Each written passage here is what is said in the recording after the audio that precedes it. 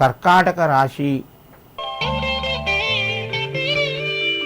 రాశివారికి ఆర్థిక పరిస్థితులు కొంత మెరుగుపడతాయి. ఉపాధి అవకాశాలు పెరుగుతాయి. ఉద్యోగం లోపల కొంచెం స్థిరత్వం వస్తుంది. నూతన ప్రయత్నాలు మెల్లగా ముందుకు కొనసాగుతాయి.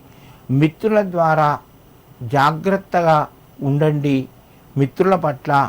ఎందుకంటే మీకు అనవసరంగా ఇబ్బంది గురి కావలసిన అంశాలు మీ ముందుకు వస్తాయి.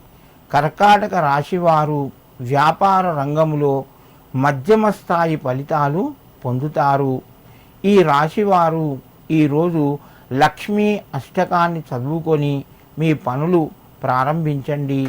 మీకు మరింత శుభయోగం కలుగుతూ ఉంటుంది. సింహరాశి.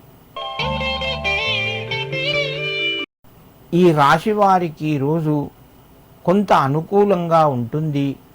ప్రయత్నాలు ఫలిస్తాయి.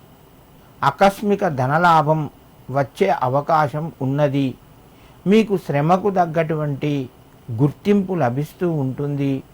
కొంత సమయం లోపల ఆందోళనకు కూడా గురి అయ్యే అవకాశాలు ఎక్కువగా ఉన్నాయి. ప్రశాంతంగా ఉండండి. పనులన్నీ చక్కబడతాయి. విజయం సాధిస్తారు. నిరుద్యోగ ప్రయత్నాలు కొనసాగుతాయి.